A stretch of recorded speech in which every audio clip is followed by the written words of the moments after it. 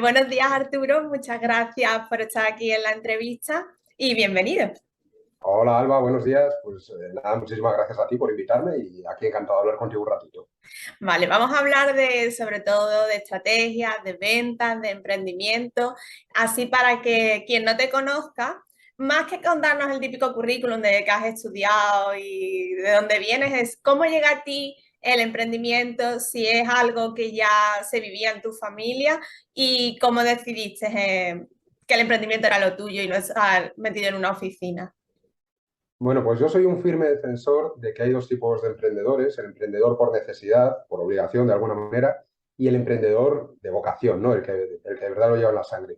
Yo lo llevo en la sangre, pero es verdad que cuando emprendí fue por obligación. Vamos, por obligación, pues porque no había trabajo de lo mío y en lugar de ponerme a trabajar en el Zara o en el McDonald's, pues decidí emprender y ya está. Pero es verdad que cuando yo inicié el emprendimiento fue de rebote y un poco de casualidad, no era mi momento. Yo tenía pensado pues estar emprendiendo más o menos a la edad que tengo ahora, unos 10 años después. Quería formarme en empresas y demás y luego acabar emprendiendo, pero vino todo mucho más rodado porque cuando salí de la carrera pues estaba la cosa como estaba. Y a nivel de familia es curioso porque mis padres ambos son funcionarios, con lo que yo despotrico muchas veces del tema de los funcionarios y demás, y los dos son funcionarios y sin embargo, sobre todo por el lado de mi madre, tiene un carácter emprendedor muy marcado. Ella siempre ha sido de comprar pisos, de alquilarlos, de vamos a poner una fotocopiadora en tal sitio, siempre ha tenido un montón de ideas y mi abuelo era súper emprendedor. Entonces, bueno, sí que es verdad que no han tenido negocios nunca como tal, pero sí que es verdad que había ahí cierta vena, cierto interés que, bueno, yo creo que me viene de ahí y que yo desde luego me considero un emprendedor de sangre, de genética, vamos, así me siento. Pero ese inicio está bien porque muchas personas, sobre todo el 2020, fue como un año súper marcado porque a raíz de la pandemia mucha gente se planteó el emprendimiento cuando nunca ni se le había pasado por la cabeza.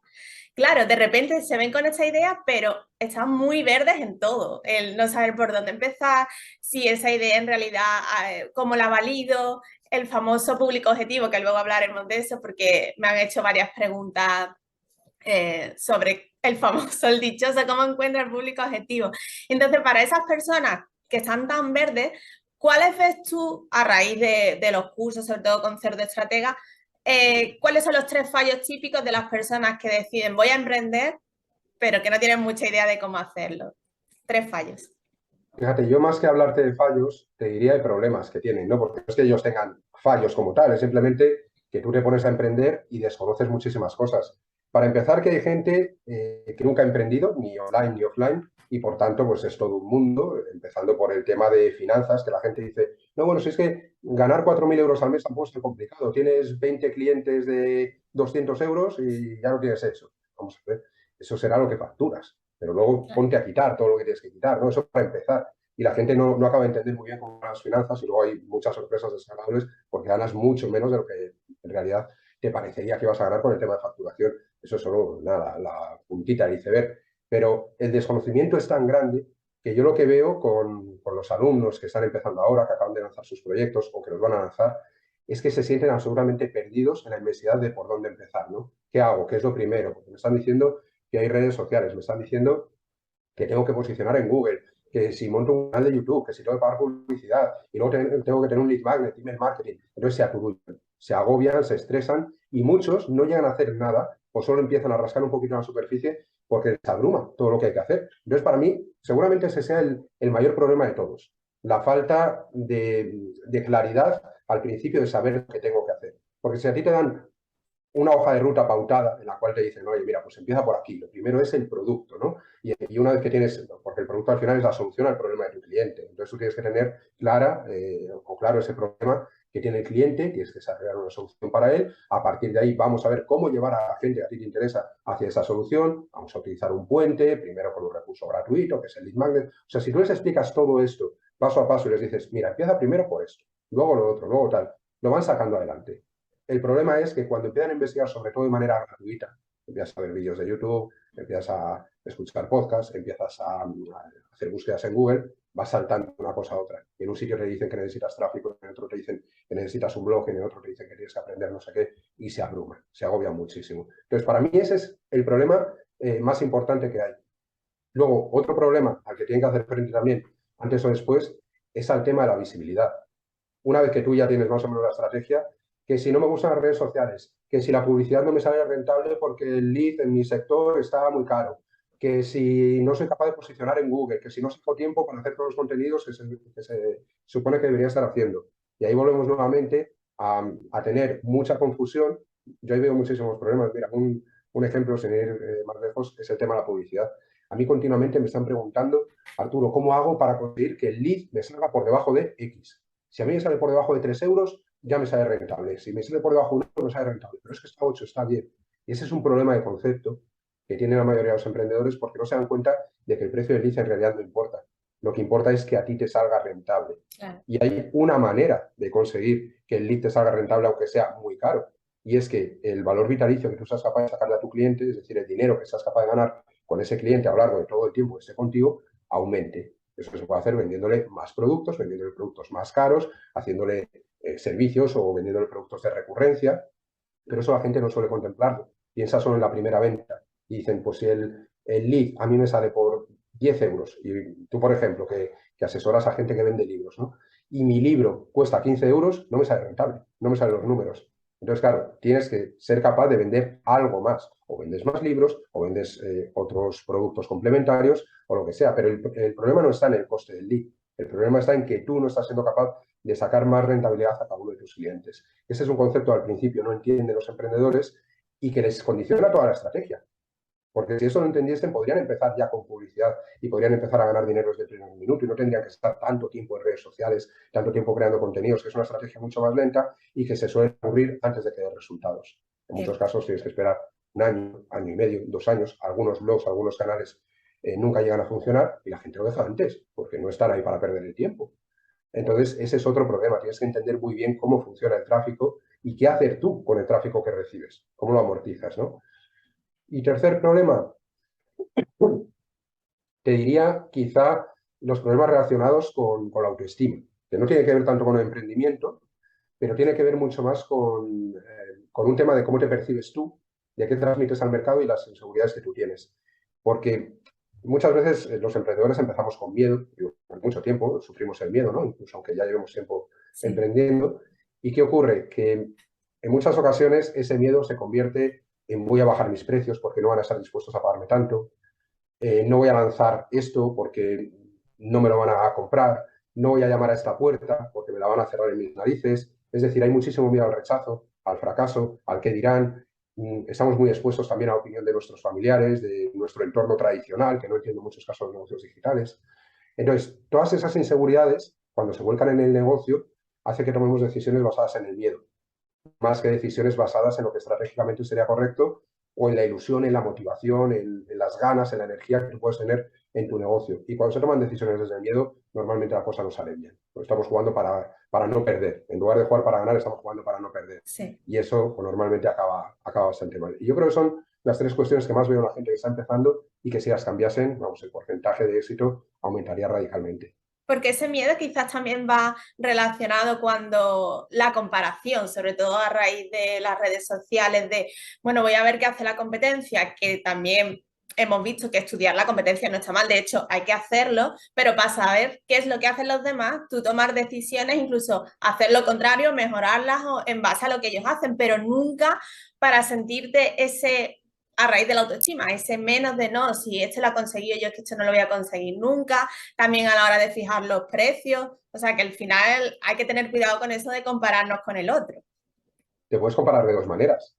A mí, por ejemplo, sí me gusta compararme, pero porque siempre me ayuda a mejorar, en el sentido de que digo, si tal persona está consiguiendo esto, ¿qué tengo que hacer yo para llegar a ese mismo resultado? ¿O qué no estoy haciendo yo para llegar a ese resultado? Pero no como una manera de fustigarme, de castigarme, de decir, guau, tío, es que tú no vales para esto, sino como una forma de motivación para llegar a conseguir lo que otras personas pueden estar consiguiendo. Pero también es verdad que podemos compararnos con gente pues, que lo está haciendo muy bien y tú crees que no vas a llegar nunca porque ves muy lejos ese lugar en el que están ellos y te puede costar pues, sacar digamos, la constancia, la paciencia, la energía, como para estar meses, incluso años trabajando para llegar a donde están ellos, ¿no? Sí que es verdad que a veces es un poco desmoralizante, sobre todo, tú que estás en Instagram y tal, lo vives más a diario que Sí, yo, me imagino, sobre todo cuando tenemos ahora las redes sociales muy de colorines, ¿no? Muy de postureo, muy de muy mostrar brilli solo lo bonito, brilli. muy brilli, brilli. Y claro, el problema está en que cuando tú muestras solo lo bueno, la gente tiende a pensar que en tu negocio todo es bueno y que no hay mierda por detrás, y que no hay problemas, y que no hay dificultades. Pero claro, eso no interesa muchas veces mostrarlo, ¿no? Públicamente. Entonces la gente tiene una imagen distorsionada de cómo funcionan quizá los negocios de la competencia. Yo que he visto muchísimos, cientos, no sé si miles, pero cientos de negocios por dentro, te diría que la inmensa mayoría, pero vamos, un 95% para arriba, tienen mucha más mierda y están mucho peor por dentro de lo que parecen hacia afuera. O sea que no debemos tampoco creer que los demás emprendedores son dioses y que nosotros no lo vamos a conseguir, porque aquí en todas las casas, como decía mi abuela, cuecen habas Pues de nada. y se trata de eso, de tener un foco a ver dónde queremos llegar, qué tenemos que hacer para conseguirlo, si te sirve para inspirarte, para motivarte, te fijas en otros, si no, pasas de ellos y sigues tu camino y ya está, pero si la comparación es peligrosa. ¿Tú crees que sería más inteligente compararse con alguien que esté 1 o 2 peldaños por encima tuya, pero que no esté a una distancia abismal de años? Yo creo que sí, yo creo que sí. O quizá puedes tener un referente que esté ya muy arriba para que veas qué está haciendo, para que veas su mentalidad, para que te empapes un poco bueno, de cómo va creciendo, ¿no? Y que te sirva de ese punto en el horizonte al que tú quieres llegar, pero en el día a día, para ver realmente cuáles son tus siguientes pasos. A mí me gusta pensar no solo en el paso que estoy dando ahora, no solo lo que estoy haciendo ahora, ni siquiera en un paso más, sino en 2 pasos más. Nosotros ahora ya tenemos hecha la estrategia hasta finales de 2024. Pensar en un paso más sería lo de 2023, por ejemplo, ya sería bastante. Hay muchos negocios que no adelantan un año entero de estrategia. Nosotros estamos adelantando 2 en estos momentos. ¿Qué ocurre? Que dentro de 2 años queda muy lejos, pueden pasar muchas cosas por el camino. Entonces tenemos un objetivo ahí y vamos dando pasitos en el corto plazo. Vamos haciendo cosas en el corto plazo para llegar a ese largo plazo que queremos. Entonces, para dar esos pasitos en el corto plazo es mucho más interesante fijarte en lo que están haciendo competidores que estén ligeramente mejor que tú. Si tú estás vendiendo 10 libros al mes, pues puedes fijarte en uno que esté vendiendo 100 libros al mes, que tampoco será millonario, pero que ya ha multiplicado por lo que has conseguido tú. Entonces es más interesante ir fijándote en ese público que va un pasito o 2 pasitos por delante de ti, pero que los puedes alcanzar. Yo siempre pongo el ejemplo, en 2013 yo me fijaba en Omar de la Fuente. Omar de la Fuente empezó el proyecto unos 6 meses antes que yo, pero empezó muy fuerte, con un blog muy potente, tiene mi misma edad, es vallisoletano, yo soy salmantino, con lo cual había muchas similitudes. Él también se dedicaba a temas de diseño web. Entonces yo lo veía, cómo iba el tráfico de su blog, y él decía, tengo 500 visitas en el blog. Yo tenía 50. Y decía, madre mía, yo quiero ser como ese tío de mayor, ¿no? Entonces yo me iba fijando en él. Claro, me podría fijar en un tío que tuviese 5.000 o 50.000 visitas al mes, pero me iba fijando en él y yo quería ser como él. Claro, llegó un momento en el cual mi proyecto superó al suyo, en visibilidad, en fuerza, en ventas, etcétera.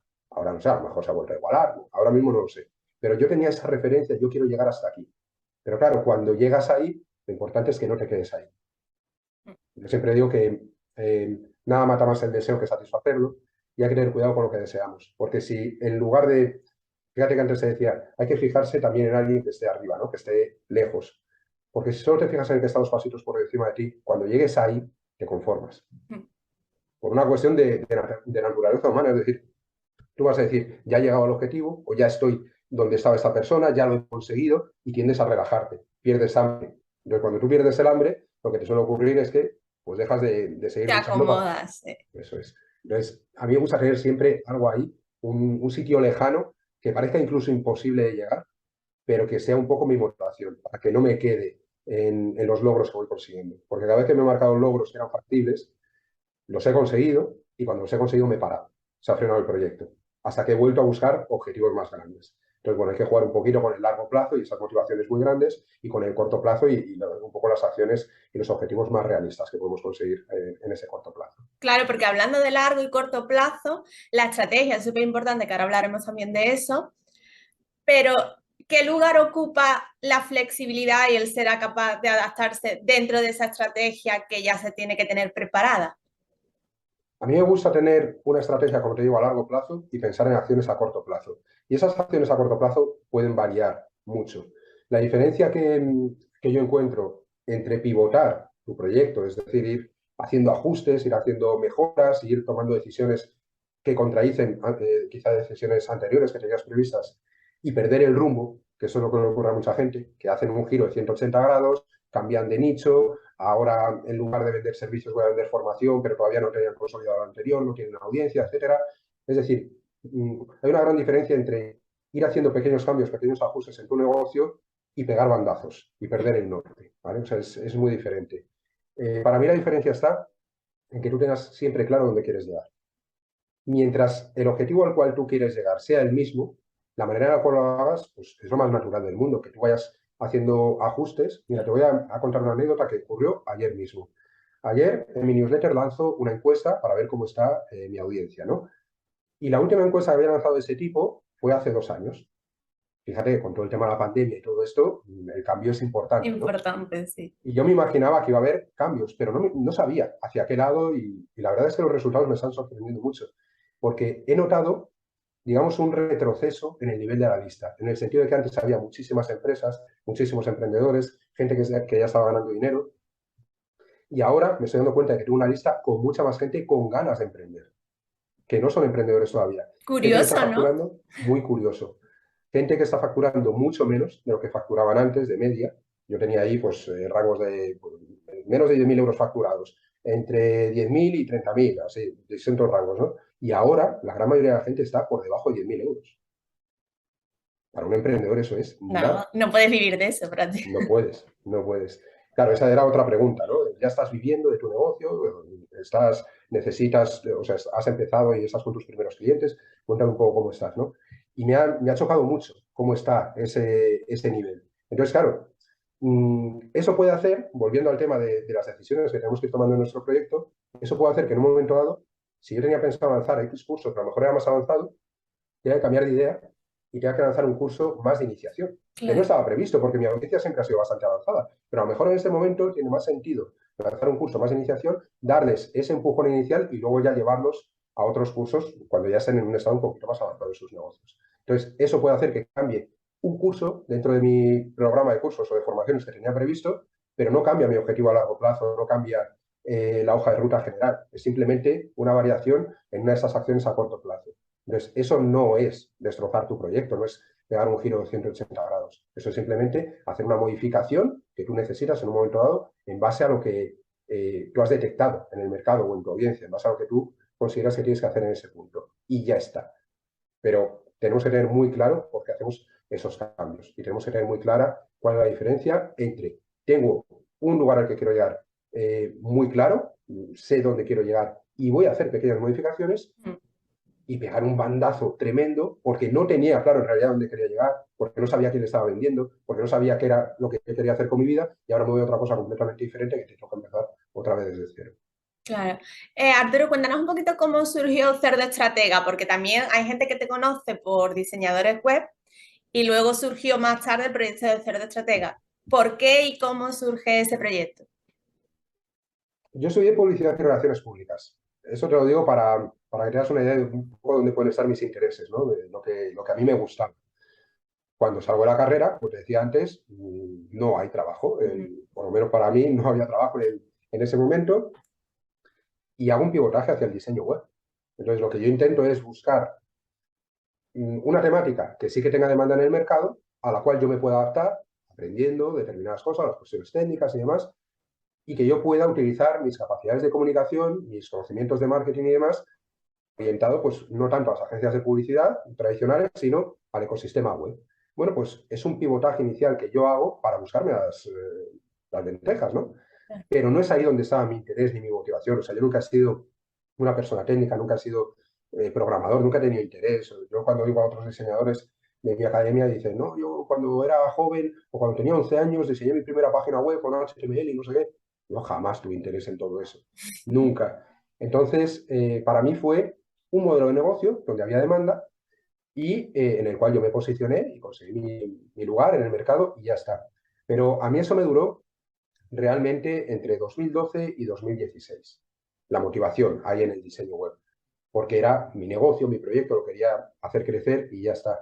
Pero cuando vi que era capaz de levantar un negocio, cuando vi que tenía ya los conocimientos como para consolidar cualquier tipo de proyecto digital, vi que realmente el diseño web no es lo que a mí me movía. Entonces, lo que a mí sí me movía era la estrategia, era la comunicación, eran las ventas, sobre todo la estrategia. La estrategia de la comunicación a mí me vuelve loco. Entonces, en el diseño web se me quedaba corto. Les entregaba la página web, pero no tenía más capacidad para ayudarles a nivel estratégico. Normalmente luego se iban con otros consultores estratégicos, compraban campañas de publicidad. Yo les había dado la página web, que es lo mínimo que necesitas en Internet, pero a partir de ahí como que yo perdía fuerza, ¿no? Ya no tenía tanta mano sobre ellos, no les podía ayudar. Y poco a poco se fue fraguando en mi cabeza la idea pues, de girar hacia el copyright, hacia la estrategia, hacia las ventas, con todo el miedo que ello supone. La cosa está mal, antes cuando hablábamos del pivotaje ¿no? Del cambio de 180 grados, cuando la cosa está mal, no hay nada que decidir. Tienes un proyecto que no funciona, o que lo cambias, te vas a otra cosa y se acabó. O sea, no, ahí no hay miedo, es una decisión que tienes que tomar y punto. Pero cuando tienes un negocio que sí funciona, cuando tienes muchos clientes de diseño web, cuando tienes ya incluso después una academia montada para diseñadores web profesionales, y botar toda tu marca hacia la estrategia, arriesgarte a que el mercado no te acepte en ese nuevo rol y te quedes de alguna forma como los actores, ¿no? Que se quedan anclados en determinados papeles Sí. o determinados tipos de personajes, que tú te quedes anclado ahí también, pues todo eso a nivel de síndrome del impostor, a nivel de me estoy jugando a las lentejas de mi familia, a ver si luego tengo que volver con el ramo entre las piernas, todo eso se complica bastante. Pero yo era lo que quería hacer. Y creo, vamos, desde lo más profundo de mi ser, que todo emprendedor debería dedicarse a lo que le apasiona, a lo que le mueve de verdad. Porque es ahí donde vas a dar lo mejor de ti. Es donde tú vas a vibrar. Yo, por ejemplo, cuando leía el sobre mí de tu página y decías que tú naciste con un libro debajo del brazo y que desde pequeñita, pues, escribiendo, participando en concursos, ahí se ve que hay una persona con una ilusión, con un interés que viene desde la cuna, ¿no? Casi como si dijese. Sí, Entonces, ahí es donde está, ¿no? Ese es el sitio al que tienes que ir. Ahí, a lo mejor vender libros es complicado, pero si tú tienes esa ilusión, ese talento, esa capacidad, lo vas a acabar sacando antes o después. Sin embargo, estar en un sitio en el que no estás cómodo, pues ¿qué quieres que te diga? Puede haber más dinero en ese nicho, puede que ya tengas un posicionamiento, pero si tú no te levantas con ganas de ir a trabajar cada día, si a ti no te mueve la ilusión, si a ti lo que te mueve es únicamente necesito ganar dinero, igual que el que va a trabajar por una nómina, yo creo que ahí va a haber gente que sí que va a tener la ilusión que te va a pasar por todos lados. O sea, tú vas a ir con un Seat Panda y te van a pasar Lamborghinis que están hipermotivados, ¿no? Entonces yo creo que ahí es donde tienes que estar. Y yo fui a donde creía que tenía que estar, que es en el copywriting, la estrategia de las ventas. y ahí en Cero de Estratega, bueno, ahí has conocido y ayudado a un montón de emprendedores. Y ahora, como dices, nos has contado también con la encuesta esta, que te ha sorprendido que hay mucha gente que tiene como esa ilusión por emprender o esa idea rondándole en la cabeza. Para empezar, ¿cuáles son tres consejos de los cimientos, sí o sí, por donde hay que empezar para ir por buen camino? Vale, para mí el primero, sin lugar a dudas, es que tenemos que ser conscientes de que estamos tratando con personas. Eso se nos olvida muchas veces en Internet, porque lo que vemos es una pantalla de ordenador, lo que vemos son unas redes sociales, lo que vemos son números, métricas, tantas visitas, tantas conversiones, tanta facturación, y muchas veces ni siquiera le vemos la cara, ni hemos hablado nunca con la persona que nos ha comprado. Yo, por ejemplo, contigo no había hablado nunca, No. eres cliente. Entonces, yo no te ponía cara, no te ponía voz. Entonces, tú eres entre comillas y con todo el respeto del mundo, Sí, sí. para mí, a todos mis efectos, un número en cuanto a facturación y un email. Eso es lo que yo sé de ti antes de hablar contigo, ¿vale? Sí. Sin embargo, detrás siempre hay personas que están con sus miedos, con sus necesidades, con sus motivaciones, con sus decisiones, con sus limitaciones de presupuesto. Y eso es lo que tienes que entender. Tienes que entender a quién le vas a ofrecer una solución. Tenemos que entender también que al final, si lo piensas desde un punto de vista estricto, las necesidades todos las tenemos cubiertas. Las necesidades más básicas, más esenciales. Lo que necesita una persona es una economía mínima para poder sobrevivir. Para poder sobrevivir, eso es lo que necesitas, ¿no? Y necesitas un techo, necesitas alimentación y necesitas la seguridad de que si te pasa algo, pues puedas ir a un hospital o lo que sea. Pero eso, en los países en los que estamos hablando y en los entornos en los que estamos hablando, la inmensa mayoría de la gente lo tiene. Puedes tener problemas para llegar a finales de mes, pero hay muy poca gente en España que verdaderamente pase hambre, de momento. Que hacemos cómo va la cosa. Pero te Sí. quiero decir que eso es la necesidad, de verdad. Cuando en el marketing nos dicen, pues se nos critica, es que los marketers o los publicistas o los vendedores apretáis con la necesidad, generáis necesidades. No se generan necesidades. Las necesidades son las que son. Lo que hay es deseos. La mayoría de las cosas que tenemos en nuestra vida no son necesidades, son deseos. Quiero un móvil mejor, quiero X ropa, quiero otro coche, quiero una casa más grande, quiero una mejor educación para mis hijos, pero son deseos. Y en el deseo sí podemos actuar, sí podemos generar más deseo, ¿de acuerdo? Entonces, algo que tienen que entender los emprendedores que estén empezando es que tienes que entender que las personas tienen problemas y tienen deseos. Muchas veces nos quedamos solo en los problemas o es que la gente tiene X necesidades y yo como estoy vendiendo algo que es ocio, que es accesorio, que es un lujo, me siento incómodo vendiéndolo. Pero es que la gente también desea esas cosas. Claro. Entonces, muchas veces es el propio emprendedor el que dice, ¿cómo le voy a vender esto? Si es que tal y como está la cosa con la que está cayendo, si la gente está pasando hambre, ¿cómo le voy a vender yo un producto que no es necesario? Pero sí que necesario no es casi nada. Si todo lo que estamos vendiendo es los libros, ¿son necesarios los libros? Desde un punto de vista educativo, sí, pero cuando tú lees por ocio, es exactamente igual que tener Netflix, por Es el ejemplo. problema de la ficción, que es entretenimiento al final. Exactamente. Eso es algo que la gente que vende libros tiene que entender. Es algo que estés vendiendo libros pues, formativos, ¿no? Con Mm, carácter formativo. Lo que estás vendiendo es entretenimiento. Y eso lo cambia todo también. ¿Vale? sí. Entonces, tú tienes que saber a quién estás vendiendo, tienes que saber cuál es la motivación de esa persona, qué motivación puede tener para comprarte. Y cuando tú entiendes a ese cliente, cuando entiendes por qué podría comprar eh, tus productos, los conocimientos que tú puedas tener, lo que desarrollamos es un producto para esa persona. El producto no es nada más que la solución que le vamos a entregar. La solución que satisface ese deseo que tiene o que resuelve ese problema que tiene. Pero lo primero es conocer a la persona. Trabajamos con personas y desarrollamos un producto para ellas. Eso es lo primero que tienes que hacer. Entender a quién quieres llegar y cuál es su problema o su deseo y ofrecerle un producto que satisfaga esa solución. Y a partir de ahí, y ese sería el tercer paso, el tercer consejo que daría, es diseñar una estrategia de marketing que lleve de la forma más natural posible al cliente hasta ese producto. Aquí, claro, el que nos esté escuchando dirá, pues macho, claro, pero es que eso, a ver, claro, ahí está lo complicado, a ver cómo hago yo toda la cosa. Exactamente. Bueno, pues yo creo que lo complicado es entender al cliente y desarrollar una buena solución. Porque cuando tienes una buena solución, el siguiente paso es crear un lead magnet, un recurso gratuito para captar su email y demás. Normalmente, ¿eh? No, eso no se aplica al 100% de los Sí, negocios sí. digitales, pero normalmente es la estrategia más generalizada. Y ahí lo que tenemos que hacer es una primera muestra. Tú conocerás el modelo freemium en los libros, a los cuales das un capítulo o un primer libro gratuito que luego da pie al resto de la saga, etcétera. Entonces tú le das algo gratis a la persona que te está leyendo que esté muy algo, que te esté visitando, que sea tu audiencia y que esté muy alineado con el producto que le vas a vender después.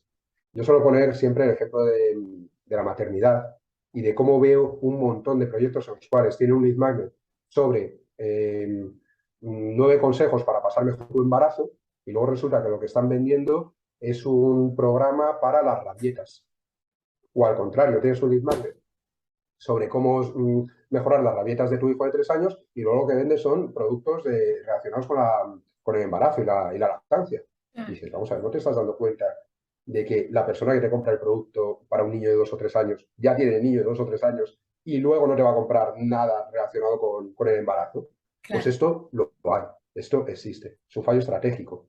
Entonces tú tienes que saber cuál es ese problema, desarrollamos la solución, creamos un lead magnet, un recurso gratuito y luego en torno a eso, contenidos donde quieras, en redes sociales, campañas de publicidad, podcast, lo que sea, pero alineado con eso, alineado con ese recurso gratuito que les vas a entregar y con el producto que les vas a enseñar después. El problema es que como cronológicamente la hoja de ruta que sigue una persona en Internet, desde que es un desconocido hasta que te acaba comprando, es que a lo mejor busca en Google o te ve en redes sociales.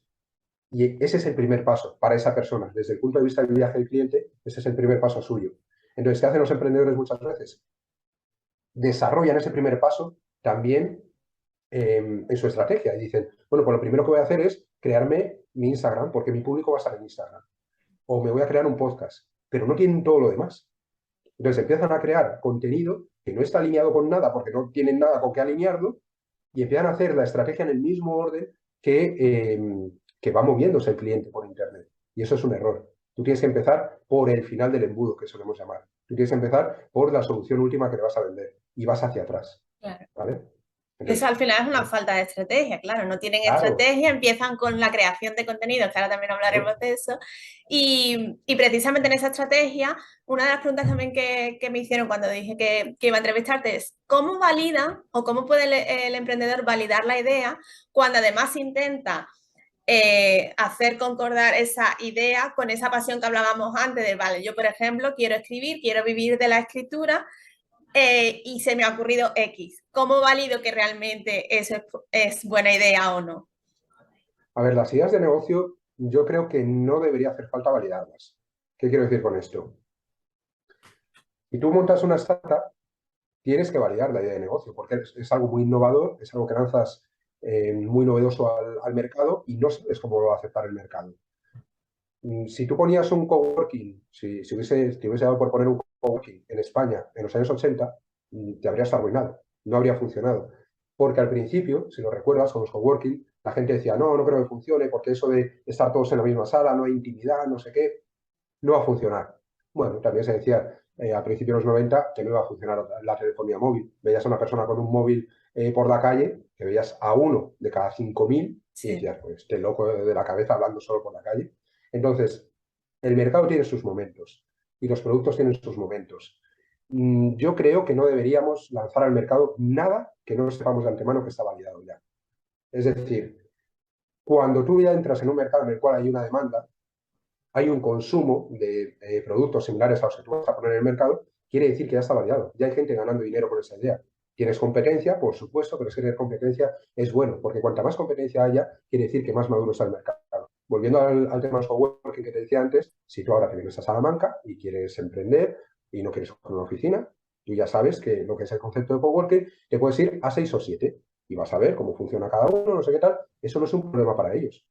Porque para ellos lo que ocurre es que el mercado ya les conoce más y simplemente tienen que elegir cuál es la mejor opción, ¿no? Para el cliente. Pero es mucho más sencillo eso que tener que lanzar al mercado, mira, esto es un coworking y no te preocupes por estar con más gente porque esto te va a ayudar a no sé qué y tener que convencer a la gente de que ese es el producto que necesitan. Entonces siempre es mejor entrar en un mercado que está validado, en un nicho que está validado, vender un producto que está validado, aunque haya mucha más competencia. Porque al final, yo una cosa que digo siempre es que la competencia, igual que te decía antes, que te metes en los negocios y ves que no está tan bien como parece por fuera, la competencia en su gran mayoría es mediocre. Hay muy poquitos competidores en cada uno de los nichos del mercado y suelen ser los referentes, suelen ser la gente que realmente destaca mucho, que realmente tengan todo en orden y tengan una buena estrategia y tengan un buen producto y tengan una buena atención al cliente. Eso es muy extraño que suceda. Hay gente que es muy buena creando el producto y atendiendo al cliente, pero es muy malo en la estrategia. Hay gente muy buena de marketing que luego venden absolutas porquerías. Pero tener el producto y la atención al cliente y tener por el otro lado también el marketing, eso es complicado. Entonces tú puedes ver muchísima competencia, pero la competencia de una norma general no le va tan bien como a ti te puede parecer desde fuera. Entonces eso no debe darte miedo. Y si eso no te da miedo, métete en un nicho, en un modelo que ya esté validado. Y tú ahí vas a entrar con una propuesta diferente, eso es importante. Y yo siempre recalco que no tiene ni siquiera por qué ser una propuesta mejor que la de tu competencia, simplemente diferente. Tu audiencia que vende libros, no tienes por qué vender un libro que formalmente sea mejor. ¿Quién dice qué libro es mejor que otro? ¿Cómo Exactamente. juzgas eso? ¿No?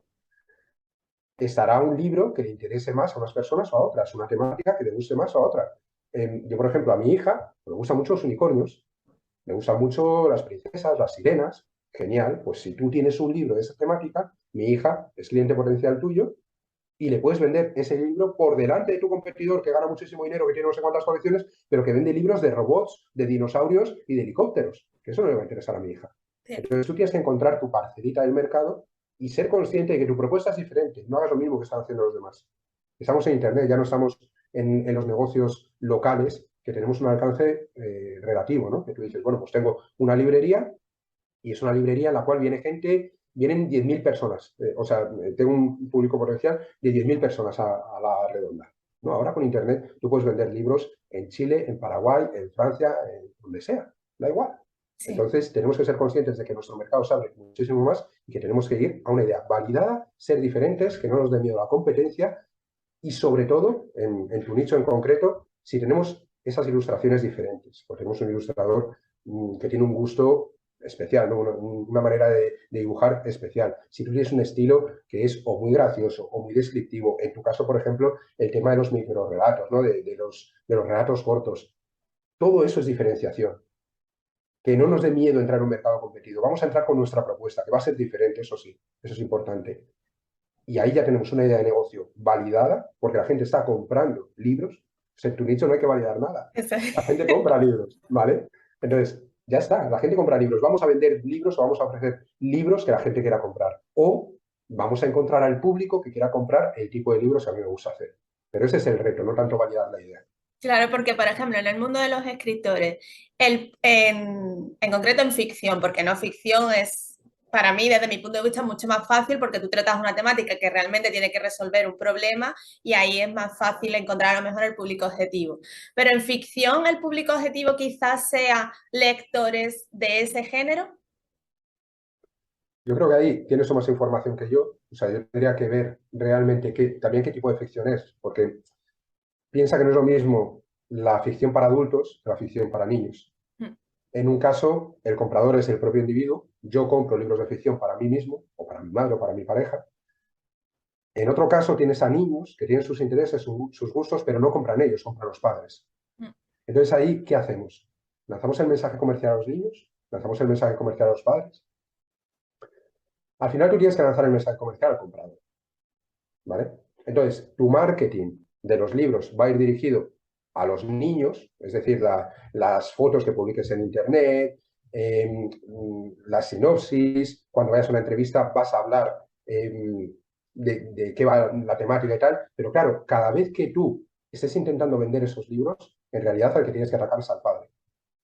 ¿Cómo puedes atacar al padre? Pues a los niños que no les gusta leer, pues con estos libros de temática actual en los cuales hablamos de el youtuber no sé quién, el jugador de fútbol no sé cuál, las aventuras de no sé cómo, pues vas a conseguir que tu hijo vaya leyendo cada vez mejor y tal. O tenemos una colección que empieza por un nivel muy básico, muy básico, muy básico, para que no le cueste nada leerlo y rápidamente pasamos a niveles más avanzados ya enganchándole con la historia. Entonces tú cuando vas a hacer el marketing de esos libros, tienes que hablar de los padres, ¿vale? Por un lado, intentamos captar la atención de los niños, las imágenes, con el modelo freemium, si es el modelo que estáis siguiendo, algunos de vosotros, pero luego tú en el marketing tienes que atacar a los padres y tienes que convencer a los padres de que compren esos libros. Nosotros, a mi hija no elige los libros, ¿vale? Mi hija, mira, te voy a contar una anécdota que no he contado nunca, me da un poco de vergüenza contarla, ¿verdad? Bueno, mi hija tiene un poco así orejitas de soplillo, ¿no? Así un poquito abiertas. Y bueno, pues como a todo padre, te preocupa que se metan con ella, que no sé qué, no sé cuál. Nunca ha pasado, ¿eh? También te digo, muchas veces anticipamos miedos que nunca Sí. ocurren. Ocurrían más adelante porque tiene 7 años. Cuando tenga 12 ya veremos. Pero bueno, de momento no ha ocurrido nunca. Pero hay un libro que va de eso, de una niña que tiene las orejas muy desplegadas y tal, y va de alguna forma pues contando las historias de, ay, no sé quién tiene el pelo rizado y no sé cuál, el otro tiene los zapatos rotos, tal, y ellas se meten con las orejas, ¿no? Y al final pues acaba el final muy bonito, que si tiene unas orejas de mariposa que le permiten volar, en fin. Claro, ¿qué ocurre? Que eso la niña nunca lo habría comprado. Sí. ¿Qué interés va a tener ella en ese libro? No lo entiende, pero nosotros sí. Igual que intentamos comprarle libros, pues un poco, no autoconocimiento, pero sí de que se proteja a sí misma, que se defienda, que sea valiente, que no tenga miedo.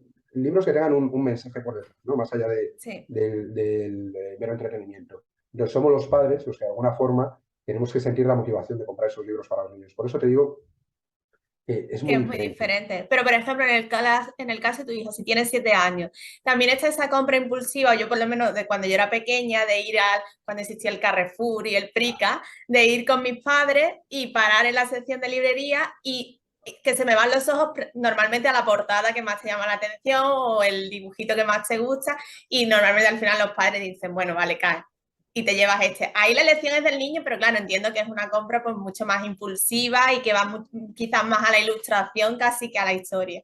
Correcto. Y además piensa una cosa, ahora mismo, no es lo mismo cuando nosotros éramos pequeños y vamos como dices, al centro comercial y tal, no es lo mismo ahora que entonces. Ahora el marketing está mucho más desarrollado y la industria del merchandising está mucho más desarrollada. ¿Eso qué quiere decir? Que si hay un libro de la patrulla canina, a mi hijo no le vas a vender ningún otro, ¿vale? Da Sí. igual que el libro sea una porquería, da lo mismo. Da igual que cuenten 3 chorradas y que sean todo fotos, ¿vale? O libros de Pocoyo. Mi hijo tiene 4 o 5 libros de Pocoyo. Porque cuando vas al Corte Inglés o vas donde sea, él el que ve es ese y es el que le gusta. Entonces no le vendas la historia de que, ay, mira, pero qué personaje, qué historia. Y mi hija lo mismo. Mi hija ve, por lo que te he dicho antes, las sirenas, no sé qué tal, o personajes de los dibujos animados, el caballo Spirit. Pues hay un cuento del caballo Spirit para allá que va, como una loca. Entonces, ahí vosotros tenéis una batalla perdida, que es la batalla del merchandising. Si vosotros tuvieseis que competir en una librería de ese tipo, al niño no lo vais a pillar nunca. Porque están todos esos personajes que tienen hecha una publicidad y que están en televisión y que habla con sus amigas de esos personajes, no vais a poder competir con eso a nivel de atraer a los niños. Ahora, la ventaja que tenéis es que, por suerte, ahora mismo se puede poner a la venta en Internet, hay otros canales de comunicación y no vamos tanto al centro comercial y compramos eso. ¿Vale? No, antes se compraban los libros ahí. O sea, tú ibas a la librería o ibas al supermercado, comprabas ahí. Ahora no, ahora puedes elegir qué compras, en qué momento, incluso puedes hablar con ella, oye, mira, he visto un libro, qué tal, no sé, pero sin tener tantos estímulos alrededor de, no, no, yo es que quiero ese, papá, ¿vale? Entonces, cuando tú entiendes un poquito cómo funciona tu cliente, entiendes un poquito cómo funciona el mercado, qué dificultades tienes, que al final esto, pues esas grandes franquicias o esas grandes empresas, esos Disney y demás empresas que tú no vas a poder competir, tienes que entender que también son competidores. Están compitiendo, o tú estás compitiendo con ellos por la atención de las personas que pueden comprar esos libros. Todo eso hay que entenderlo. ¿Vale? Entonces, el nicho, como decíamos antes, ya está validado.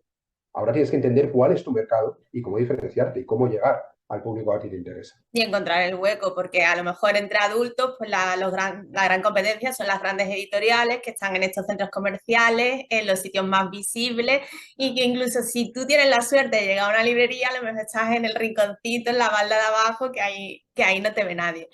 Pero también quería hablar del tema de visibilidad, porque a mí tu caso me gusta mucho. Ahora todo en el tema de redes sociales y hay que estar, y por narices hay que estar. Y yo, que también trabajo en el mundo de la comunicación, siempre lo primero que les digo es, hay que estar si sabes estar y tienes el tiempo de estar, porque si es simplemente abrirte el canal y dejarlo ahí muerto, pues como que no. Pero en tu caso, quitando creo que Twitter, no estás en redes sociales. Tú tienes, existen otros canales de visibilidad, eso no es un cuento chino. Entonces cuéntanos, porque yo sé que en realidad empezaste con el blog, con el posicionamiento, pero claro, esto fue creo 2012, puede ser. Finales de 2013 lanzamos el blog. Entonces, claro, hay mucha gente que dice que ya el blog está muerto, otros que incluso que dicen las redes están muertas. Cuéntanos un poco tu caso y que también vean que existen otras vías y que no todo es estar en Instagram o en TikTok. Vale. A nivel de captación de tráfico, tú tienes múltiples opciones. Las redes sociales las metemos siempre en el mismo saco, pero en realidad hay una grandísima diferencia entre estar en LinkedIn para prospectar a nivel profesional, estar en redes sociales de tipo Instagram, que la gente está con el cerebro muerto, como si dijésemos, haciendo scroll. Hay una gran diferencia también, por ejemplo, con YouTube, que tú interrumpes a una persona cuando sí está consumiendo un contenido de una manera más activa, que quizá en Instagram o en TikTok, que estamos haciendo scroll de una forma más, bueno, pues de Sí. segundo plano, ¿no? Con el cerebro un poquito más desconectado. Entonces, cada red social, cada estrategia de captación tiene sus ventajas, tiene sus inconvenientes, tiene sus limitaciones y tiene su manera de funcionar. Y todo eso la gente lo tiene que entender. Yo cuando veo a gente que se mete en Twitter, en Instagram, en LinkedIn, en no sé qué, y comparten más o menos el mismo contenido en todas partes, no están entendiendo cómo funcionan cada una de las diferentes redes sociales y no están optimizando su contenido para esa red social. Si yo me voy a TikTok, sé que tengo que hacer vídeos de menos de 45 segundos, como norma general. Si me voy a Instagram, aunque también está ahora más en boga, están luchando más con el tema de los vídeos y tal, pero en general, pues voy a tener que trabajar más a través de las imágenes o las stories y tal. Si me voy a YouTube, el rango de duración de los vídeos va a ser de 8 minutos. O sea, tú tienes que entender exactamente dónde estás, ¿no? ¿Qué ocurre con todo eso? Que la gente no lo entiende. Entonces se meten en un montón de redes sociales y voy a ver por dónde me cae el tráfico. Tampoco hacen contenidos estratégicos. Quiero decir, tú deberías estar creando un contenido ya dirigido a nivel de comunicación hacia el público que a ti te interesa. Yo un error que cometí al principio con el blog, que comentabas, es que yo me puse a escribir sin tono.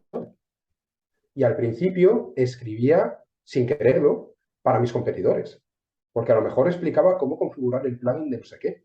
Yo lo que quería era captar clientes de diseño web.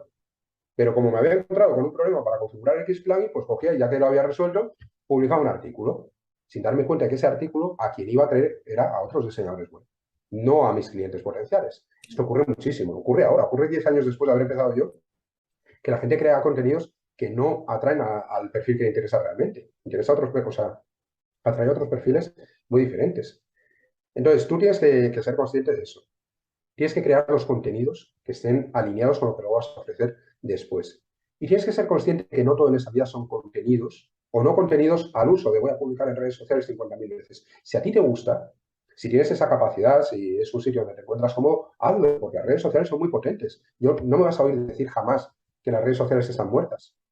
Es una locura, pero si es el presente y el futuro. La gente está como loca en las redes sociales, pasamos muchísimo tiempo en redes sociales a lo largo del día, incluso a los que no nos gusta, o por temas profesionales, o porque te acaban enviando algo, un enlace o lo que sea, acabas entrando en redes sociales. Entonces, quien diga que están muertas no tiene ni idea de marketing, ni idea. Lo que sí me vas a oír decir muchas veces es que la mayoría de la gente no aprovecha las redes sociales y pierden el tiempo en redes sociales, porque no están consiguiendo la visibilidad. Y muchas veces también aquí nos centramos en los números. No sé cuántos mil seguidores. Si tú no necesitas no sé cuántos mil seguidores, necesitas seguidores que estén interesados en tu propuesta.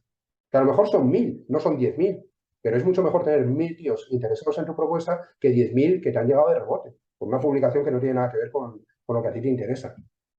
Entonces, hay mucha más vida más allá de las redes sociales. Hay mucha más vida más allá de la publicidad online. Hay mucha más vida más allá del podcast o de YouTube. Tenemos las menciones cruzadas, por ejemplo, funcionan genial entre listas de suscriptores. Tú le mandas un email mencionando a una persona, yo por ejemplo te menciono a ti. Oye, pues seguid a esta chica, algo tal, esto, lo otro, genial, maravillosa. ¿Qué ocurre? Que mi lista, gente que pueda estar interesada en tu temática, pues van a ser poquitos, porque no es una lista que esté optimizada para eso. Pero yo tengo 8.000 tíos ahí, pues a lo mejor esos 8.000 pues sí te entran 50 o 100 leads. Tú no has tenido que hacer nada, solo te he mandado un correo. Claro. Y tú luego puedes hacer lo mismo conmigo. Y a lo mejor, como en tu caso, aunque tengas una lista más pequeñita que la mía, tu gente son todos emprendedores, pues a lo mejor yo consigo incluso más leads de los que te he mandado a ti. Que Muchas veces la gente, mucha gente no cae en la cuenta de que el claro, famoso los followers, el número, la calidad de esos followers es lo que importa. claro, que muchas veces, esta es una pregunta que me hacen muchos alumnos. Oye, Arturo, al principio, si esto las menciones cruzadas en las listas, ¿qué pasa si yo no tengo una lista? ¿Vale? O mi lista es muy pequeñita. Bueno, pero tendrás algo que le puedas ofrecer a otra persona. A lo mejor eres diseñador web y le puedes ofrecer 3 horas de tu tiempo en su página, arreglándole una landing page, configurándole un plugin, lo que sea. No tiene por qué ser todo un intercambio de visibilidad, pero incluso porque a veces me dicen también, vale, yo tengo una lista, pero claro, tengo una lista de 500 personas y yo quiero llegar a listas de más de 5.000, ¿qué les puedo ofrecer? Oye, pues haz esto que te acabo de decir. Tus 500, ofréceselos a gente que esté muy alineada. Dile, mira, estos 500 yo creo que puedo mandar 50 o 60 sin ningún problema. Y tu lista no está tan alineada con lo mío. Entonces, aunque sea mucho más grande, creo que podemos acabar más o menos a la par. O sea, esto es una cuestión de comunicación, de presentar el discurso de una manera lo más persuasiva posible y Sí. tratar de que aquí ganemos todos. Pero esa es una manera comodísima de hacer crecer tu visibilidad. Hoy, por ejemplo, me ha escrito María, mi mano derecha en el proyecto, y me ha dicho, mira, te ha mencionado Ángel Alegre en su newsletter. No habíamos hablado nada, no estaba pactado, lo ha hecho porque le ha apetecido.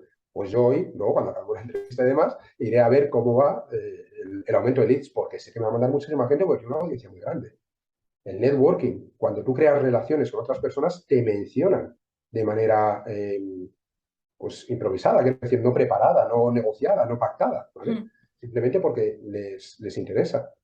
Apariciones en medios de otras personas. Si yo tengo que hacer una estrategia de podcasting en la cual tengo que crear todo el contenido, tengo que estar pendiente de grabar, contactar a la gente, publicarlo, subirlo, darle visibilidad. Yo aquí hoy vengo, tú te estás chupando todo el trabajo por tu lado y yo lo que vengo es a prestar mi tiempo, ¿vale? A prestar los conocimientos que pueda para ayudar a tu audiencia, pero todo el trabajo te lo estás comiendo tú. Y esto lo que ocurre es que luego después yo tengo entrevistas a lo mejor en 50 podcasts diferentes, diversificando mucho la visibilidad, y si tú un día decides retirar tu podcast, la que sufres la caída de tráfico eres tú. Y yo mínimamente, el poquito tráfico que me pudiese venir de tu podcast, de tu canal, de tu entrevista, vamos. Pero sigo teniendo un montón de menciones por otros lados. Eso no quiere decir que sea mejor aparecer en los podcasts de otros que en el tuyo propio. Yo, por ejemplo, para empezar, recomiendo aparecer en los podcasts de otros y luego después crear el tuyo. ¿Vale? O sea, tú primero haces crecer de alguna forma tu comunidad a través de las comunidades de otras personas Sí. y luego ya después, cuando tú tienes una lista, por ejemplo, de 500 personas, de 1000 personas, lanzas tu podcast y ya puedes enviar a esa gente que tienes a tu podcast y ya lo pueden compartir y tu podcast crece mucho más rápido. Si tú lanzas un podcast el día uno con cero visibilidad, ¿con quién lo compartes? ¿A quién se lo enseñas? Entonces estás trabajando meses con un retorno del esfuerzo pues muy pequeñito. Sí. Entonces, estrategias hay muchísimas. Hay que tener, no te voy a decir la inteligencia, hay que tener la capacidad, los conocimientos, porque el problema de los que están empezando es que esto no lo ven. No lo ven, simplemente no tienen los conocimientos como para ver todo eso que estamos hablando tú y yo en estos momentos. Pero si tú se lo muestras y se lo explicas y lo interiorizan, dicen, vale, pues entonces venga, en vez de lanzar mi propio podcast, voy a empezar con esto. Y ahí aparecerán mil objeciones. Claro, ¿y quién ofrezco yo? ¿Y por qué me iba a entrevistar a mí a alguien en lugar de entrevistar a un referente no sé cuál? Todo eso se puede superar. Hay que echarle Todo se puede cara, hay superar. que echarle un poquito de cara y el no, como yo siempre digo, el no ya lo tiene. Es lo Y mismo ser consciente. cuando te presentas a los medios. No, es que ¿cómo van a publicar mi libro si mi libro soy escritor novel y no me conoce ni el tato? Pero bueno, es que el no ya lo tiene. Con que uno te diga que sí, pues eso que te llevas, pues lo mismo con las colaboraciones y con todo, porque además este mismo razonamiento de primero haz crecer tu comunidad y luego ya te planteas otras estrategias, también la podríamos aplicar al email diario o incluso a la gente que se piensa a lo mejor ofrecer una membresía. Si no tienes una comunidad fuerte, quizás estas no sean las mejores estrategias para empezar. Correcto, en ambos casos, tanto con el email diario como con la membresía. El email diario, tú empiezas a hacer email diario y tienes 10 suscriptores.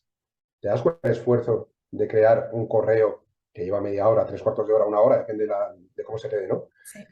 Todos los días para esas 10 personas. Correos que luego no reutilizas y que se pierden. Eso es como vender servicios. Estás dedicando tu tiempo a esas 10 personas y ya está, y no se recupera, ¿vale? Salvo que luego lo recupere los servicios para otra cosa, pero ya sería otro tema. Sin embargo, tú primero consigues visibilidad y empiezas a hacer email diario cuando tienes 500 personas, 1000 personas. Pues ahí ya tienes una atracción, tienes una masa de gente a la cual puedes llegar. Tiene mucho más sentido hacerlo así. Yo al principio no crearía email diario para una persona que está empezando. Lo que haría sería un autoresponder.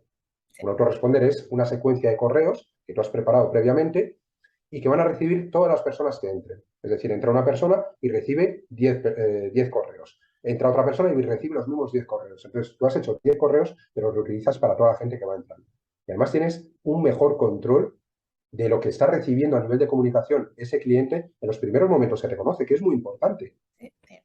Ha llegado como tráfico templado desde redes sociales, no te conocía de nada, nada más que de una entrevista, y si aterriza en un email diario, ¿vale? Que a lo mejor ese día estás hablando de algo que yo que sé, es una chorrada, pues igual no es la mejor bienvenida. Sin embargo, si tienes un autoresponder, tú mides exactamente qué le cuentas. A lo mejor le cuentas su historia, a lo mejor le cuentas de dónde vienen los personajes de tus libros, a lo mejor le cuentas en qué momento vital de tu vida surgió la necesidad de escribir o surgió esa saga que estás creando.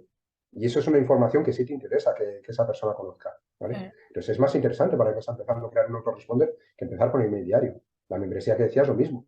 Tú vendes una membresía, me da igual, de 10, de 20, de 50, de 100 euros. Tienes una lista de 100 personas, consigues un 10% de tasa de conversión en un producto de 50 euros que tienes 500 euros al mes y tienes que estar creando contenido todos los meses para 500 euros de facturación y luego la lista tienes que seguir haciendo crecer y demás. Pues espérate a tener una audiencia más grande y lo lanzas cuando tengas la comunidad. Yo siempre digo que al principio tú necesitas, como tienes muy poquita visibilidad, lo que necesitas son ingresos grandes. Esto para vosotros es una...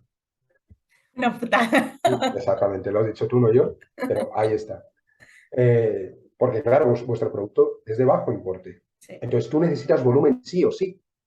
Por eso para vosotros el trabajo suele estar en el marketing principalmente. Mucho marketing, mucha visibilidad, mucho trabajo, mucho contactar con gente, con influencers, con personas que te puedan poner en el mercado, ¿no? Porque no te queda otra. Porque si tú vas a sacar, vendes libros de 15 euros y lo que a ti te queda son 4, con suerte, dependiendo de cómo lo estés haciendo, Sí. ¿cuánto necesitas para tener una facturación decente? ¿4.000 euros al mes sería una facturación decente? ¿Vale? Pues entonces necesitas vender 1.000 libros. Imagínate. ¿Vale? Entonces, cuando pones los números en su contexto, dices, joder, macho, a ver cómo me lo monto. Pues necesitas mucha visibilidad, mucho tráfico, mucho marketing. Para el emprendedor que vende servicios, por ejemplo, que es un emprendedor más profesional, que resuelve problemas a otras personas, yo siempre recomiendo empezar con servicios. Vende un servicio de 2.000 euros. Apáñatelas para crear un servicio de 2.000 euros, una solución que valga 2.000 euros en el mercado. Vendes eso, porque con que tengas 2 clientes al mes ya tienes los mismos 4.000 euros. Cierto. Entonces, tu esfuerzo en marketing es infinitamente más pequeño. Sí. ¿Vale? Entonces, esto también hay que entenderlo. Cuando no tienes audiencia, tiene mucho más sentido vender productos caros, porque con un menor número de clientes te salen los números. Lo que no tiene sentido es, con una audiencia muy pequeñita, intentar vender un producto muy pequeño, porque no te van a salir los números ni aunque le vendieses al 100% de la audiencia. Claro, y precisamente por esta situación, un caso que es súper común entre el mundo literario es escritores que comienzan con su página web de escritor, pero evidentemente no se puede vivir de vender los libros, sobre todo cuando empiezan, y empiezan a ofrecer servicios relacionados con el mundo literario, pero claro, aquí muchos no se dan cuenta que la audiencia es totalmente diferente, porque como escritor tu audiencia son lectores, ya sea del género que sea o eso ya se ve, pero luego los servicios, casi el 90% de las veces, están dirigidos a otros escritores o personas que quieren vivir de la escritura. ¿Cuál es la forma más correcta de ligar con estas dos cosas? ¿Separarlo? ¿Manejarlo todo junto? ¿Cómo se hace?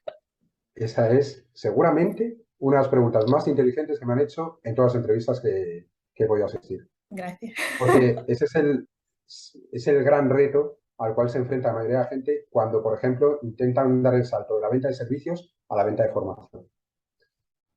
Diseñadores web, que es un nicho que conozco bien. Lo que hacen es que vendo páginas web a un cliente final, a empresas. Y luego de repente cuando quiero vender formación, ¿a quién se la vendo? ¿A diseña tu propia página web? Bueno, ahí está, sí, más o menos alineado, pero muchos lo que tienden a hacer es, yo lo hice en su día, di el salto y cambié de público completamente, formación para diseñadores web profesionales, porque hay mucho más dinero ahí. Es exactamente el cambio que has dicho tú. O sea, yo vendo libros para el público final, pero luego doy asesoramiento sobre cómo publicar tus libros, sobre cómo escribir tu libro en menos de X días a otros escritores. ¿Qué ocurre? Tu audiencia es completamente distinta, tu marketing se separa, tienes que crear, o si no creas dos proyectos diferentes, en la práctica es como si los tuvieses. O sea, al final igual tienes una sola página web, no tienes dos. Cosa que en ese modelo, con ese cambio tan grande, yo crearía dos proyectos distintos. Y que uno me dé de vivir en el corto plazo y el otro sea únicamente mis libros y tal, y darle visibilidad. Pero hay maneras de intentar de alguna forma orientar tus conocimientos o tus servicios hacia el mismo público que a ti te interesa. Aquí se trataría de hacer una escalera de valor en la cual esté todo más o menos alineado, siempre con el mismo público en mente. Y tú, por ejemplo, podrías intentar hacer, se me ocurre, así en plan rápido, una formación para escribir más rápido, ¿vale? Enseñar a escribir más rápido al público en general, no a los escritores, al público en general, o redacción, ¿cómo se llama? Terapéutica, creo que se llama, que hay Sí. gente que, pues eso, como escribir para tú sentirte mejor y tal, que ahí ya tocas palos del coaching también y tal, pero bueno, productos que sean para un público general, ¿vale? Y que tengan, que puedas tener ese acompañamiento, enseñarle a, pues eso, a escribir más rápido, a crear historias, a curso de storytelling podrías hacer, por ejemplo, ¿vale? Que sí, que sería también para emprendedores, pero mmm, yo creo que hay muchísima gente, como tu caso, por ejemplo, que no son escritores todavía, o que no tienen intención de serlo, pero les gusta escribir en su tiempo libre, contar relatos, lo que sea. Enseñarles a esas personas que serán consumidores de lectura y que al mismo tiempo pues quieren ellos, a nivel de ocio, a nivel de, no a nivel profesional, quieren también hacer eso. Entonces aquí se trata de encontrar un producto que pueda ser interesante para ellos, sabiendo, eso sí, que en vuestro caso está muy complicado en el sentido de que si no son empresas, quiero decir, si no son negocios, no puedes vender nada de cómo ganar más dinero con la escritura, por ejemplo. Si son particulares que lo que vienen a ti es por entretenimiento, una porción muy pequeñita tendrá un interés en escribir. El interés Pero que han muy demostrado es la pequeña, lectura, sí. claro. El interés que demuestran es la lectura, no la escritura. Entonces habrá una parte muy pequeña, ¿vale? Entonces, ahí es complicado. Es complicado que tú seas capaz de encontrar un producto que les valga a ellos, pero sí tienes que tener muy en cuenta que tiene que ser para ellos si quieres mantener el mismo marketing o que si no, vas a tener que lanzar un segundo proyecto. En realidad vas a estar haciendo convivir dos proyectos. Que no pasa nada, que se puede hacer, pero que son dos proyectos. Claro, es que al final, aunque no los separes físicamente, en la práctica van a ser dos proyectos porque, por lo menos por la experiencia que yo tengo, los lectores que están contigo por el entretenimiento, tu forma de escribir o algo, lo que quieren es leer. La mayoría no tienen esa inquietud de escribir, aunque no sea de manera profesional, incluso solo de escribir. Entonces es complicado, pero bueno, pues se hacen dos proyectos sabiendo que le tienes que echar más tiempo y ya está. Mira, te voy a poner un ejemplo que no tiene que ver con la escritura, pero que le pasa a muchísimos emprendedores. No tengo dinero para sobrevivir, para pagar mis facturas durante 12 meses, pero quiero emprender. Pues no me queda otra que mantener mi trabajo actual y emprender en paralelo. Esto sería un poco lo mismo. Sí. Buscar una vía de ingresos en paralelo que te permita pasar el tiempo necesario hasta que tu proyecto literario despegue A lo mejor puede ser un año, dos, tres, cinco, no lo sabemos. Entonces, necesitas una vía de ingresos para ello. Y luego después, intentar dar forma a lo que a ti te apetece, a lo que te gusta, a ese interés último que tú tienes. Pero a los emprendedores ya te digo que les pasa lo mismo, porque hay muy poquita gente que emprenda con un colchón de 12 o 24 meses. Casi todos emprenden con prisas. Es que ese es otro de los grandes problemas en los emprendedores en general, el famoso colchón es. A mí siempre me ha parecido más razonable o realista el compaginar el trabajo que te da de comer con tu proyecto para ir haciendo las cosas bien, porque esas prisas al final nunca son buenas, salvo que sea una situación, por ejemplo, estás en paro y no hay manera de encontrar trabajo, bueno, pues no te queda otra. Pero si tienes la opción de esos ingresos, porque al final las prisas, pues no haces estrategia, te lanzas a abrir el canal de turno, el contenido ni siquiera lo piensas, te pones ahí a publicar lo loco y luego están los resultados, que eso. En las matrices de productividad suele haber diferentes cuadrantes y en uno solemos poner lo que es importante y en otro lo que es urgente. Y no es lo mismo, ¿vale? Urgente es esta entrevista contigo en el sentido de que ya la tengo fijada, entonces hoy tengo que hacer esa entrevista contigo. Urgente es si un cliente mío ha tenido un problema muy grave y tengo que ayudar de hoy sí o sí. Eso es urgente, pero para tu negocio hay que distinguir lo urgente de lo importante. Por ejemplo, la urgencia de tu cliente para ti no es importante en tu proyecto, más allá de que te pague X. Pero a lo mejor para mí esa entrevista contigo sí es importante, ¿vale? Porque me va a ayudar a crecer entre tu audiencia.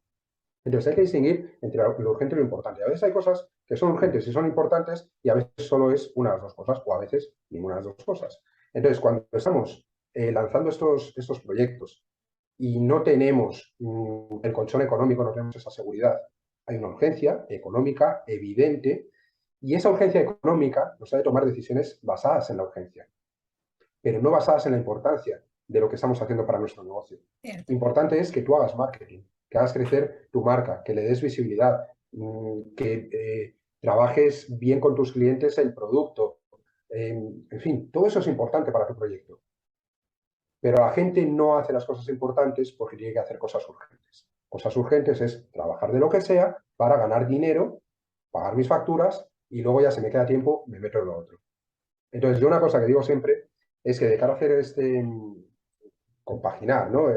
La generación de ingresos, yo siempre le digo a la gente, digo, no emprendas, si es por urgencia, no emprendas. Busca un trabajo. Me pueden decir, Arturo, tengo 55 años, no me contratan en ningún sitio, o vivo en un sitio en el cual no hay trabajo de lo que yo hacía y no puedo. Vale, va a haber casos puntuales, concretos, Sí. en los cuales la cosa se complique más todavía, ¿no? Pero como norma general, es más fácil encontrar un trabajo, una nómina, que dentro de 30 días tienes el dinero en casa, que emprender y que en 30 días o en 60 días estés ganando ese dinero, esa cantidad de dinero. Lo que hace la gente es que emprende, va con urgencias porque necesito la pasta, la necesito tal, cogen cualquier cosa que les entre. ¿Qué ocurre? Que cogen cualquier cosa el primer mes, el segundo mes, van con el agua al cuello, no pago las facturas, no llego, no han hecho nada importante durante todo un año y dentro de 365 días están exactamente en el mismo sitio que cuando empezó. Con el agua al cuello, sin poder pagar las facturas, pero no han avanzado nada en el proyecto. Entonces, yo recomiendo siempre, mejor se puede trabajar por cuenta ajena y siempre digo, en el trabajo más físico y mierdoso que puedas trabajar. Por las Por una ideas. sencilla razón. Es que, si tú imagínate, yo voy a un supermercado, ¿vale? Y me dicen, bueno, pues tú con tu preparación y tú no sé qué, tú no sé cuál, pues puede ser, que no sé, igual me van a la mierda, pero imagínate que te ofrecen ser director de, yo qué sé, de X departamento, ¿vale? Digo, no, no, no, a mí ponme de mozo de almacén.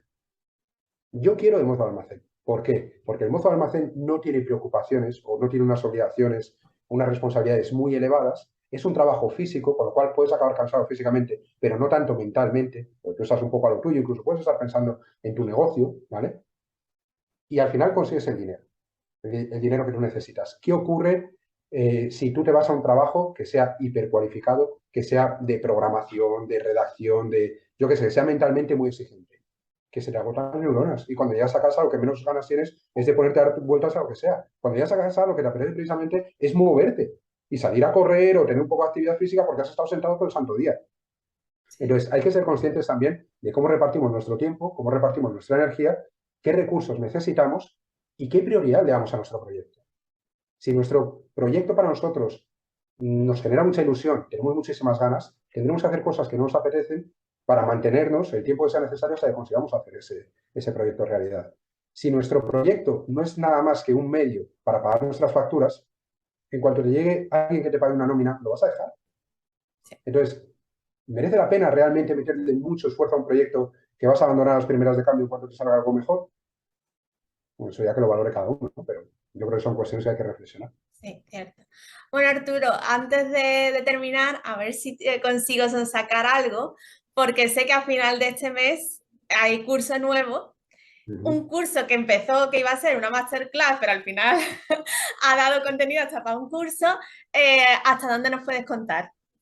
Te puedo contar que va sobre estrategia para negocios digitales.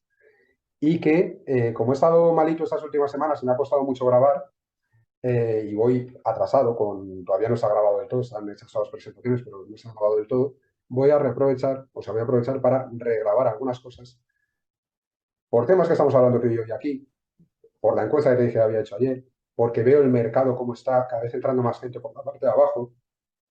Entonces, de lo que va a tratar es un curso de estrategia que básicamente dé claridad a la gente que está empezando, pero también a los que tienen proyectos en marcha, porque mucha gente tiene proyectos en marcha, tienen lo que yo llamo el puzzle desordenado, ¿no? O sea, tiene un montón de piezas por ahí sueltas, tienen las piezas, pero les falta encajarlas.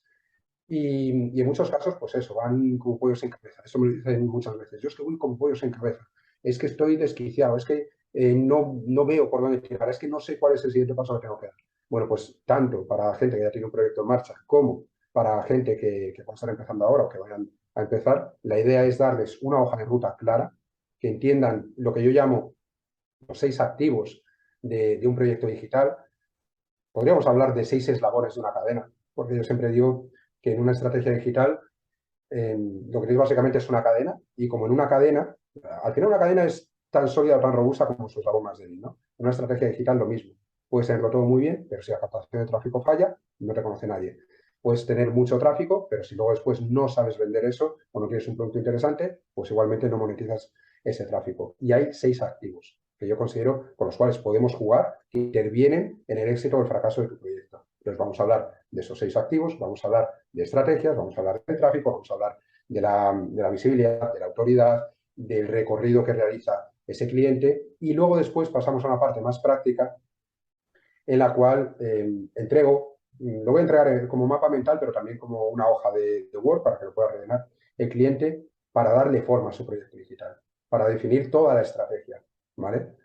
Primero vemos toda esa teoría, que sepas cómo funciona todo esto y después te voy a explicar el paso a paso que tienes que seguir. Ese es un recurso que yo le entrego a mis clientes tú lo tienes, tiene que ver con uno de los módulos del curso de Cerdo Estratega, de la planificación del plan de negocio, pero va a estar mejorado, incluso va a estar mejorado porque he hecho muchas consultorías después con clientes, veo cómo cambia el mercado, entonces lo voy adaptando. Y es un recurso que yo no entrego a mis clientes de consultoría, uno a uno, que a mí me pagan 350 euros por reunirse 1 hora y media conmigo para que les ayude con el proyecto y demás. Entonces yo les pido que me rellenen ese mapa mental con las diferentes fases que tiene un negocio digital, cómo lo tienen, cómo lo quieren tener, cómo lo van a llevar a cabo. Y yo en cuanto veo un mapa mental, sé si ese proyecto va a salir adelante o no. O cuántas posibilidades tiene al menos de salir adelante o no. Y cómo de claro tiene el cliente, ¿no? Entonces, va a ser un curso basado en todo esto para darle claridad a la gente y que cuando lancen su negocio digital sepan exactamente los pasos que tienen que dar, pues para ir con un poquito de luz, con un objetivo y no perderse por el camino. Y el curso va a estar dentro de la plataforma de Cerdo Estratega, ¿no? Estará alojado bajo la marca Sí. de Cerdo Estratega, pero es un curso independiente que vamos a lanzar ahora, nuevo, completamente distinto a lo que hemos lanzado hasta la fecha. ¿Y va a haber webinar antes? Va a haber webinar antes, eh, ya está fijado para el día 21, ¿vale? El día 21 de noviembre, seguramente la hora no es fija, pero seguramente será a las 6 de la tarde. Y sí, porque me siento muy cómodo lanzando con webinar.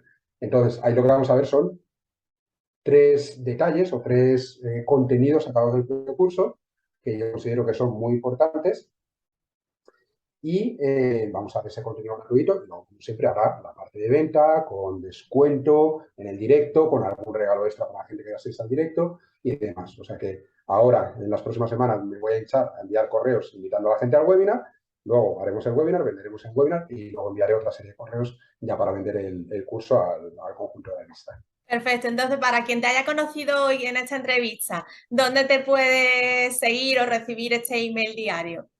Se apuntan en cerdoestratega.com, ahí en la página de inicio ya hay formulario de registro, se apuntan ahí y yo voy a estar enviando ahora email diario, o sea que van a estar recibiendo correos todos los días con toda la información, primero para apuntarse a ese webinar y luego después para el tema también del curso, si es que le interesa a alguien, y a que no interese, pues para seguir suscrito a los correos que enviamos a diario y que la intención es seguir enviando a diario durante los próximos meses. Que yo doy fe que merece la pena, ¿eh? Y yo he sido alumna también del curso y puedo decir, yo tengo a mi amiga Vivian, que las dos decimos que somos adictas a las formaciones, y lo que nos pasa mucho es que somos ya muy críticas con las formaciones de todo tipo, porque en el momento en el que estás metida en este mundo, ves que hay mucho vendehumo, muchos cursos que atacan a la base, y entonces en el momento en que ya tienes cierto conocimiento, la mayoría de los cursos pues no te sirven, digamos. Siempre hay algo que se puede aprender, pero realmente si lo pones en general no merece la pena, pero yo recomiendo mucho el curso de Arturo, el de Cerdo Estratega, porque aprendí muchísimo. El proyecto de Alba Piar, que es el que ayuda a los escritores, la idea nació de ese curso y estoy muy contenta también con el proyecto, así que bueno, Arturo, muchas gracias y que lo recomiendo a todos los que estén viendo esta entrevista. Bueno, pues yo, vamos, menudo cierre de entrevista, ¿qué te digo yo ahora?